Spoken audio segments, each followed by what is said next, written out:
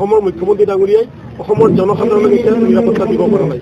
নিৰাপত্তাৰ পৰিৱৰ্তে এখন নিৰ্বাচিত এখন বিশ্বৰ ভিতৰত অন্যতম সৰ্বশক্তিমান গণতান্ত্ৰিক দেশৰ এখন ৰাজ্যত এনেকুৱা ধৰণৰ বৰ্তমান এতিয়া অৰাজকতা সৃষ্টি হৈছে। যেতিয়াই মুখ্যমন্ত্ৰী ডাঙৰীয়া হিমন্ত বিশ্ব শৰ্মা ডাঙৰীয়া মুখ্যমন্ত্ৰী হৈছিল তেতিয়াই কিন্তু এনেকুৱা হৈছে। গতিকে আজি নামনি মধ্য উজনি সকলোতে হিন্দু মুছলমান এতিয়া এক হৈছে আৰু এক হৈ এই যি অৰাজকতা এই অৰাজকতাৰ বিৰুদ্ধে আজি ৰাইজে প্ৰতিবাদ কৰি আছে আৰু প্ৰতিবাদ কৰিব লাগিব।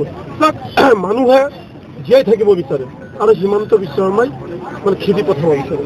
আমি কৈ আছো যে 1971 চনৰ 25 মাৰ্চৰ পিছত কোনোবা অসমত আছে তেওঁলোকক হিমন্ত বিশ্ব শৰ্মাই বাংলাদেশ পঠায়, পাকিস্তান পঠায়, আমেৰিকাই পঠায়, আমাৰ কোনো ধৰণৰ ওজৰ আপত্তি নাই। আমি অসম চুক্তিক সন্মান জনাইছো আৰু সন্মান জনাই যাম। কিন্তু ন্যায়ালয়ৰ নিৰ্দেশনাকো অৱমাননা কৰি বৰ্তমান চৰকাৰে উচ্ছেদ চলাই আছে। ন্যায়ালয়ে কৈছে যদি কোনোবা মানুহক উচ্ছেদ কৰিব লাগে তেতিয়াহ'লে তেওঁলোকক সংস্থাপন দিব লাগিব। আমিও কৈছো যদি চৰকাৰৰ উচ্ছেদৰ প্ৰয়োজন হৈছে আপোনালোকে উচ্ছেদ কৰক, কিন্তু তেওঁলোকক সংস্থাপন দিব লাগিব। আমি দেখিবলৈ পাইছো যে উচ্ছেদৰ পূৰ্বে চাপৰৰ উচ্ছেদৰ পূৰ্বে তেওঁলোকে কৈছে এইবিলাক বাংলাদেশ। হিমন্ত বিশ্ব শৰ্মাৰ সৎ সাহস আছে যদি এই লোকসকল বাংলাদেশী বুলি প্ৰমাণ কৰি দিয়ক। আৰু যদি সঁচাকৈ বাংলাদেশী হয় তেতিয়াহ'লে তেওঁলোকক 50,000 টকা কিয় দিছিলে? তেওঁলোকক কিয় দিছিলে? এইটোতো অন্যায় হৈছে। বাংলাদেশী মানুহক যদি 50,000 টকা দিছে তেওঁলোকক বাংলাদেশলৈ পঠিয়াই দিব লাগিছিল। এইটো এটা নাটক কৰি আছে। নিৰ্বাচন আহি আছে, চৰকাৰখনৰ কোনো ইছ্যু নাই। গীৰ গাইৰ ইছ্যুটো তল পৰাৰ লগে লগে তল পেলাবৰ কাৰণে এই নাটকটো সোনকালে আৰম্ভ কৰিছে। এই অত্যাচাৰটো কিছুদিন পিছত কৰিলে হয়, কিন্তু এই গীৰ গাইটো অহাৰ কাৰণে এই আন্দোলনটো অলপ সোনকালে কৰিলে। গতিকে হিমন্ত বিশ্ব শৰ্মা যি মন যায় তাকে কৰিব, এইটো হ'ব দিব নোৱাৰি। ভাৰতবৰ্ষৰ সংবিধান আছে, ভাৰতবৰ্ষৰ গণতন্ত্ৰতে ইয়াৰ ন্যায় মতে চলিব। হিমন্ত বিশ্ব শৰ্মাৰ মতে নচলে। ৰাইজ ৰাজপথত আহি আছে, ৰাইজ সদায় আন্দোলন কৰিব লগা হৈছে। কিয়? নিৰ্বাচনী যিবিলাক তেওঁলোকৰ ইছ্যু আছিল সেইবিলাক কাম নকৰি অকল মুছলমানসকলক টাৰ্গেট কৰি উচ্ছেদ কৰি আছে। কোনো সংস্থাপন নাই।